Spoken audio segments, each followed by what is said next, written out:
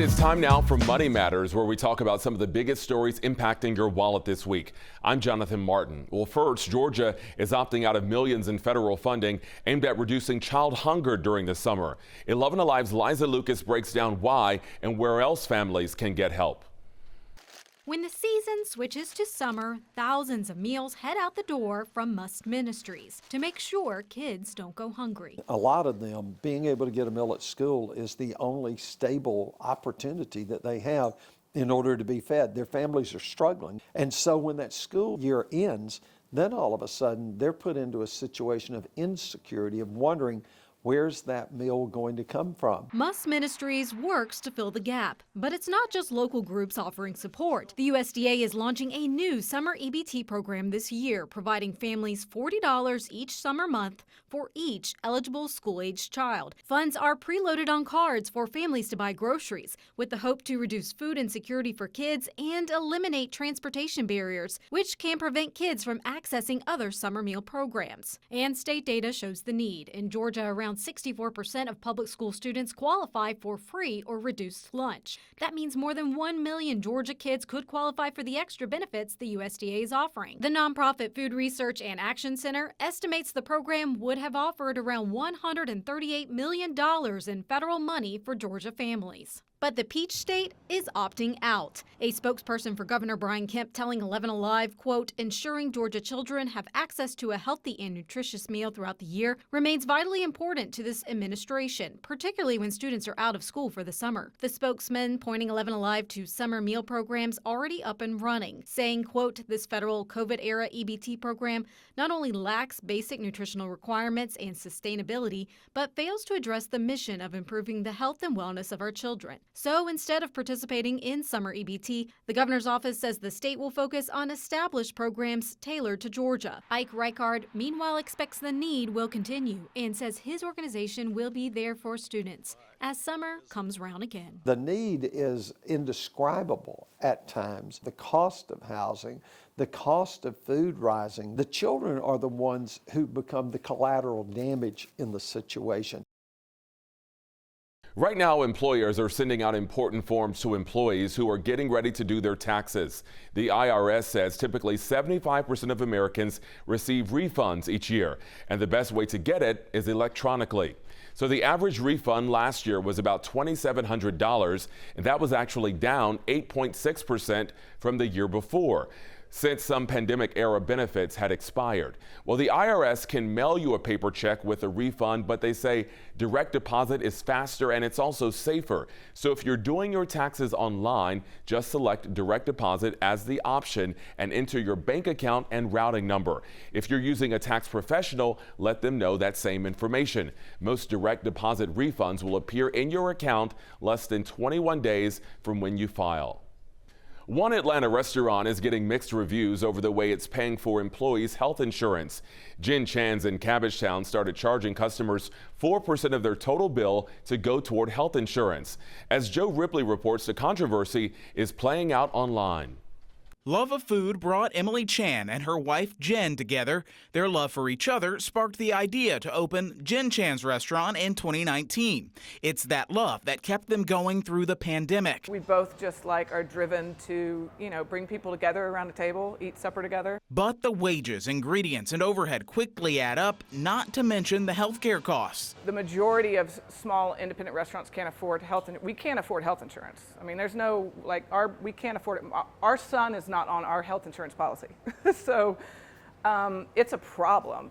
The Chans decided to add a 4% health insurance surcharge to each customer's check to cover the costs. The idea inspired by other local restaurants. For some background, the Georgia Restaurant Association says profits have gone down about 3 to 4 times. It's before the pandemic industry-wide, and paying for health care costs has only gotten more expensive since then.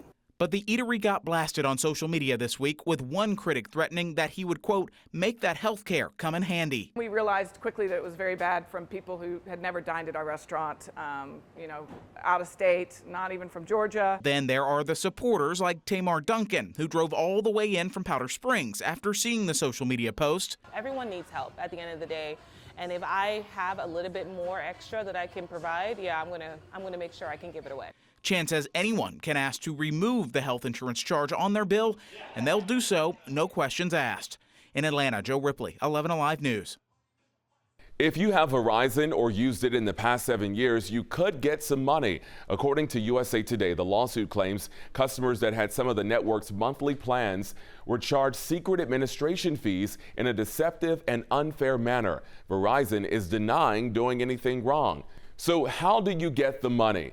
Current and former customers that were charged administrative fees between January 2016 and November 8, 2023 are eligible. Customers can get up to $100. The final amount each customer will get depends on how long they've been a customer. If you qualify, you will get a letter or an email telling you how you can get paid. You must file a claim by April 15th or you won't be able to get any money. The Bureau of Labor Statistics has released a December 2023 jobs report, a look at the U.S. hiring in the final weeks of the last year. It also gave some clues about where employers and the overall economy are headed in the year ahead. Reporter Karen Kafa breaks down the numbers. U.S. employers added 216,000 jobs to the economy during December 2023, according to the federal government's monthly jobs report released Friday. The labor market continues to fire on all cylinders. The Labor Department's final unemployment reading of 2023 came in at 3.7%. Overall, it looks like a very solid picture for the labor market to underlie that continuous consumer spending that drives the U.S. economy. Areas like government, healthcare, and construction saw growth in December. Transportation and warehousing saw losses. Looking ahead into 2024, Andy Challenger of outplacement firm Challenger Gray and Christmas says industries where hiring spiked during the COVID-19 pandemic, like tech, will continue to shed jobs as the labor market cools. As the economy and the world has moved into a post-COVID period, those industries that saw the biggest spikes are also the ones seeing the biggest cuts now. And while overall labor growth eased amid the Federal Reserve's rate hike campaign to temper inflation, Challenger says job seekers should feel comfortable looking for new opportunities in 2024. There are times when it is risky. This is a little bit more of a stable labor market that I think people can feel comfortable switching jobs. The December jobs report pointing to a resilient job market in the face of the highest interest rates in 22 years. In Washington, I'm Karen Kafa. Not only did jobs grow, wages are also rising across the country, including here in Georgia. New data shows from December 2022 to 2023, pay grew 5.5%. That's slightly above the year-over-year national change. For those who stayed in their position for 12 months, the average salary was right around $55,000. For millions of Americans, lingering credit card debt followed their finances into the new year, and that could have a big impact on the nation's economy.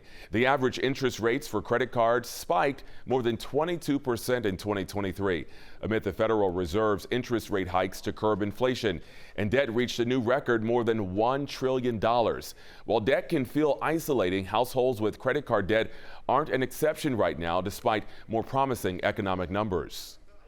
When inflation slows down, that just means that the rate of prices slows down as it's going up. It's still going up. And that's why so many are feeling the pinch of having not enough money to actually pay your monthly bills. And that's how a lot of people got into credit card debt. And you can have a fresh start in this new year with two major first steps. First, creating a budget and tracking expenses. Other key action items toward paying down debt are making a list of all the credit card balances you have and knowing your credit score as a starting point. It is January, and so begins another chance to bolster your yearly retirement savings. But for some, trying to save for retirement is made harder when you also have to pay off student loans and build up your emergency savings. There just isn't enough in your paycheck to go around. Reporter Mike Valero explains how the newest retirement laws can help you stretch some of those dollars. Is bolstering your retirement account one of your goals for 2024? Well, 4 new work benefits starting this year could help you. The first one aims to help those who are still paying student loan debt. The idea was to make it easier for those younger employees to be able to start their retirement savings journey by giving them credit for paying student loan payments and counting those student loan payments as essentially contributions, and they'll get a matching contribution for those student loan payments. Two other provisions help with emergency savings. The vast majority of working Americans don't even have, a few $100s in cases of emergencies. The first is what's called a sidecar account that employees can contribute up to $2,500 as an emergency fund while still earning an employer match in their 401k. The second would allow employees to access up to $1,000 a year from their 401k without being hit with a penalty. If they just took money out of the plan without any special rule like this, it would be a 10% penalty. The final provision will allow part-time employees to participate in company 401ks after logging 500 hours over a 12-month period for 2 consecutive years instead of 3. In the end, it's up to your employer as to which of these new provisions they want to adopt. Of the 4, they are only required to implement 401k access to part-time employees. For Consumer Watch, I'm Mike Valerio. Retirement accounts aren't the only things changing this year. Reporter Ivan Rodriguez breaks down the updates to Social Security payments and Medicare and shares how you can adjust your outlook. U.S. inflation continued to decline in 2023, and the financial picture for Americans, including retirees, is improving. For that reason, monthly Social Security payments will only rise by 3.2% this year, based on the cost of living adjustment. AARP Senior Vice President Bill Sweeney says the boost is a bit disappointing in contrast to 2022's 8.7% increase, a 40-year high. This is probably not enough for them to be able to feel comfortable and confident about their savings. Another concern, standard premiums for Medicare Part B are back on the rise. The portion of Medicare that covers doctor visits and other outpatient treatment is up 6%. On the bright side, people who haven't retired yet can now sock more money away. People 50 and over can contribute up to $30,500 to a 401k or another type of deferred compensation plan this year. That's a little bit extra money that you can put away in your retirement, which is a great way to save and get caught up before you retire. Finally, 4 decades after Congress voted to slowly raise the full retirement age from 65 to 67, the goal close to being achieved, reaching 66 in 8 months in the final half of 2024. While you can begin collecting Social Security before age 67, your payments will be permanently reduced. On the other hand, waiting until 70 earns you a bonus. We really urge people to think about what is the right age to start claiming Social Security to maximize how much money you can get. I'm Ivan Rodriguez reporting. Online shopping hit record-breaking levels this holiday season. A new report from Adobe Analytics shows consumers spent $220 billion from November 1st up until December 31st. That's nearly a 5% increase from the previous holiday shopping season. Adobe says shoppers were enticed by deep discounts as well as buy now, pay later options.